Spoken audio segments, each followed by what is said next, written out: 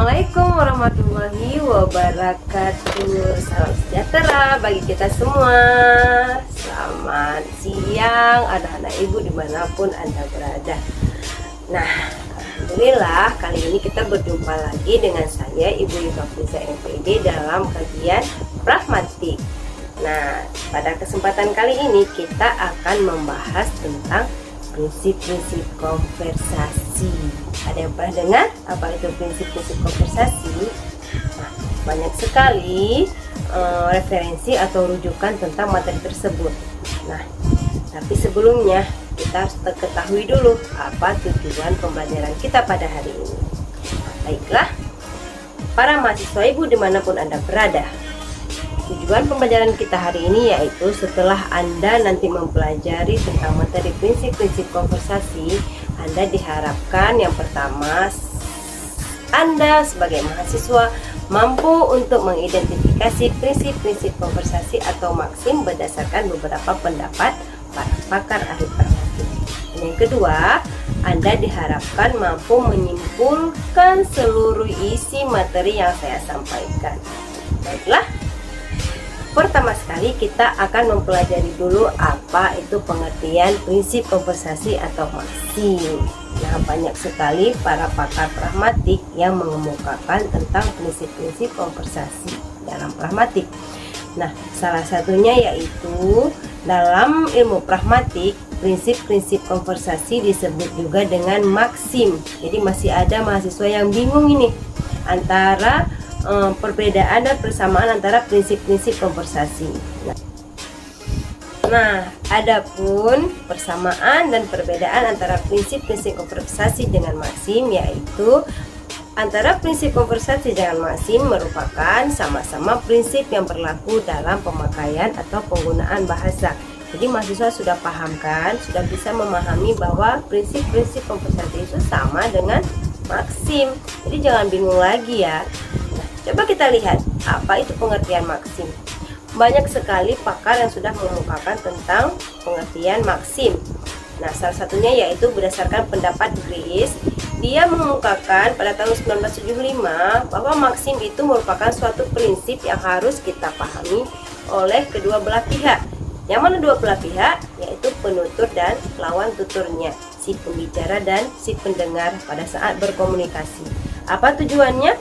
Nah, prinsip-prinsip ini atau maksim ini bertujuan agar proses komunikasi dapat berjalan dengan baik dan sesuai dengan maksud yang diinginkan. Oke, nah coba kita lihat apa makna maksim dalam KBBI. Tahu ya, KBBI Kamus Besar Bahasa Indonesia. Dalam KBBI, maksim diartikan sebagai pernyataan ringkas yang mengandung ujaran atau kebenaran umum tentang sifat-sifat manusia. Dan nanti bisa dibuka pengertian maksim dalam KBBI. Oke, masih banyak sekali pendapat-pendapat para pakar pragmatik tentang maksim. Nanti Anda bisa melihat atau membaca satu persatu referensi yang sudah ada pada beberapa jurnal, modul pembelajaran dan sebagainya. Tapi berdasarkan pendapat-pendapat itu, maka saya dapat menyimpulkan bahwa maksim tutur itu merupakan kaidah kebahasaan dalam interaksi lingual yang mengatur tindakan dan penggunaan bahasanya, serta interpretasi pada tindakan dan ucapan lawan tuturnya. Atau bisa juga dikatakan maksim disebut sebagai bentuk pragmatik berdasarkan prinsip kerja. Baiklah, coba kita lihat pendapat Asrori pada tahun 2004. Nah, beliau berpendapat dalam kajian pragmatik terdapat penerapan prinsip-prinsip penggunaan atau pemakaian bahasa. Yang mana prinsip-prinsip itu? Mari kita lihat satu persatu.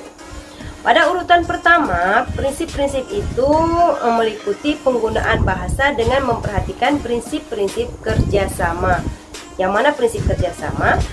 Berdasarkan pendapat Grace, ada 4 maksim atau prinsip kerjasama yang disebut dengan cooperative principles yang harus ditaati oleh peserta pertuturan dalam upaya melancarkan jalannya proses komunikasi, saudara-saudara. Apa saja maksim-maksim kerjasama itu? Nah, menurut Grace ada 4 maksim kerjasama. Yang pertama, maksim kuantitas. Yang kedua, maksim kualitas, yang ketiga maksim relevansi, dan yang keempat maksim cara. Nah, coba kita lihat apa prinsip kedua yang harus kita taati, yaitu penggunaan bahasa dengan memperhatikan prinsip-prinsip kesantunan. Oke, baiklah. Coba kita lihat pendapat Lynch. Nah, menurut pendapat Lynch ada 6 maksim atau prinsip kesantunan yang harus kita taati atau kita gunakan oleh peserta pertuturan dalam interaksi lingual. Apa saja 6 maksim tersebut? Nah, coba kita lihat satu persatu. Yang pertama, maksim kebijaksanaan. Di sana juga ada maksim kedermawanan, maksim kecocokan, maksim kesederhanaan, dan maksim kesimpatian serta maksim penghargaan. Oke? Nah, urutan yang ketiga, apa saja yang harus kita pahami atau kita taati dalam prinsip berkomunikasi? Nah, yaitu penggunaan bahasa dengan memperhatikan aneka situasi ujaran. Apa saja aspek situasi tersebut? Yaitu meliputi waktu dan tempat di mana tuturan itu dilakukan atau dihasilkan oleh seorang penutur. Nah, dan yang keempat, yaitu prinsip penggunaan bahasa dengan memperhatikan faktor-faktor penentu tindak komunikatif. Apa saja faktor-faktor penentu tindak komunikatif? Nah, salah satunya yaitu penutur, mitra tutur, isi tuturan atau konteks, kemudian situasi atau aneka situasi, kemudian tujuan dari tuturan, dan alur tuturan, ya, atau jalur komunikasi atau jalur tindak komunikatif. Nah, berdasarkan pendapat-pendapat tersebut dari uraian awal sampai akhir, maka dapat kita simpulkan yang pertama, adanya prinsip berbahasa yang seringkali dikenal dengan prinsip percakapan atau konversasi. Yang mana saja prinsip percakapan tersebut, yaitu terbagi menjadi dua. Yang pertama prinsip kerjasama, dan yang kedua prinsip kesantunan.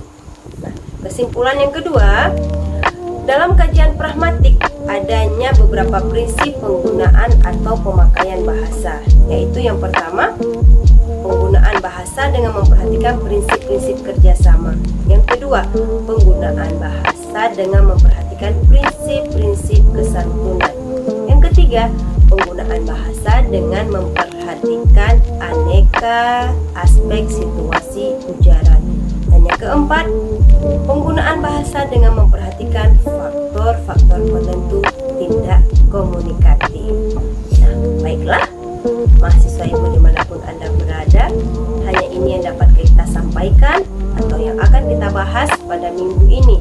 Nah, adapun pembahasan tentang maksim itu akan kita bahas satu persatu pada sesi berikutnya.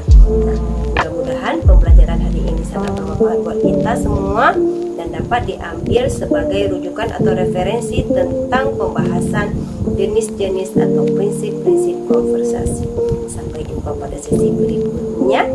Assalamualaikum warahmatullahi wabarakatuh. Salam sejahtera bagi kita semua. Terima kasih.